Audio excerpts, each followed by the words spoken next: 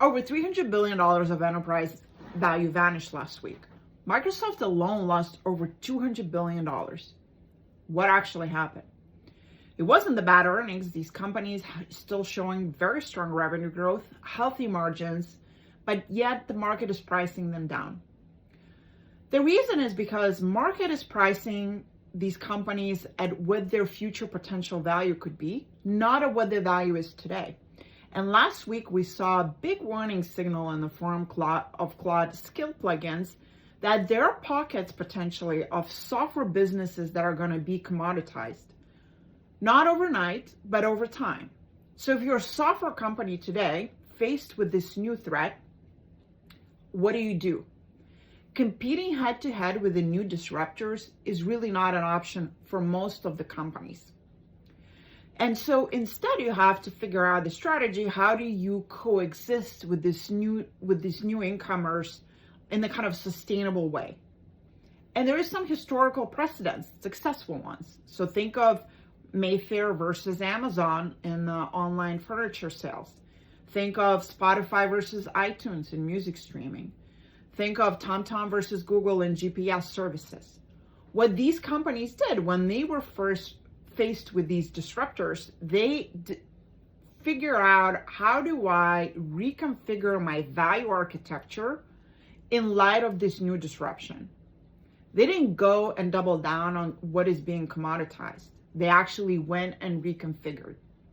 And this is the mistake I see most of the software companies are making today, is that they're doubling down on the parts of their value where that is being commoditized. So think of workflow automation, think agents, think search capabilities. So all those are the parts that are actually being commoditized. So therefore, you really, by doubling down on them, are trying to outcompete the disruptors in that area, and you're really putting yourself in the commoditization corner. Instead, what you want to focus are the parts of the business that are not being commoditized. So in software, it would be things such as data, things such as services, or context. Now, in order to understand how do you need to approach those areas, you really need to go and map it out, your value architecture, unpack it so you could see what the strategies emerge. And that is exactly why we started LoremX.ai, is not to help companies compete head to head with the disruptors and, by helping them build agents, or build the same exact capabilities. No, it's really helping you to unpack, in light of the new value proposition that your customer is expecting, where are the pockets within your value architecture that are being commoditized, and where are the pockets that are still kind of open for differentiation? And then how do you develop the strategies to really double down on the differentiation?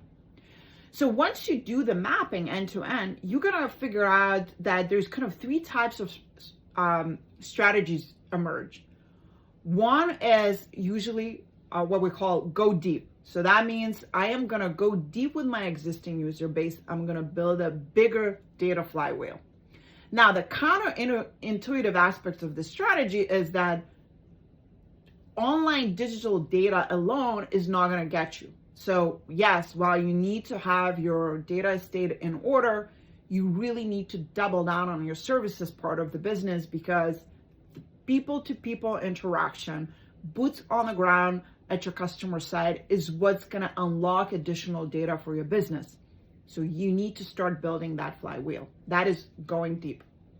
The second strategy is typically go above. So which means I am moving up the layer. So if I was a system of record, now I'm going to be the system of outcomes. In order to get to the system of outcomes, what you need is the context, which is how do you arrive to the outcome? So what people, systems, process changes drive that outcome? And guess what? For that, you also need services. You need what I call human intelligence fortress deployed at your customer sites to figure out how they actually arrive at that outcome in order to be able for you to go and automate that. And then the third strategy is go adjacent. So this is what we call your enemy of the enemy is my friend, and really looking at what other entities in the marketplace are being disrupted in the same way by these newcomers. So TomTom's has a very good example of how they approached it, which is when Google started GPS services in the early 2000s. TomTom didn't go and say, oh, let me go and build kind of a stronger GPS services. They said, well, wait a second, I already have that strong capability. And instead, let me go and find the entities that are actually threatened by this new Google capability. And what they discovered, who were the entities threatened? Microsoft, Apple, some of the post office and delivery services business. So they said, okay, dear entities, I am going to provide you the service. I am not going to sell the customer data that I collect. Let's go partner up and build kind of joint ventures. And that's exactly what they did. And they happen to be one of the healthiest businesses out there today in coexistence with Google GPS. So that's exactly what you need to do in the same way. Go find the enemy of the enemy, who is your friend, and build kind of a joint partnerships with them to build the larger data flywheels, to build the larger these agentic capabilities that would be more difficult for the disruptors to compete with. Okay, so once you figure out the strategy, right, then you can start mapping out kind of what capabilities you need to have and how do you actually build the operating model around this new strategy. So I'm just going to leave you with that. Don't think of like your value architecture as something of like, a thing that strategies do and really it's all in the books and it doesn't really matter. No, this is a point in time where actually you need to unpack what is your value architecture, how do you reconfigure it in the way that allows you to coexist with these new disruptors. Now is absolutely the time. I hope you enjoyed this video. If you like it, subscribe it. And if you need to be in touch, there is a contact form in the video below, and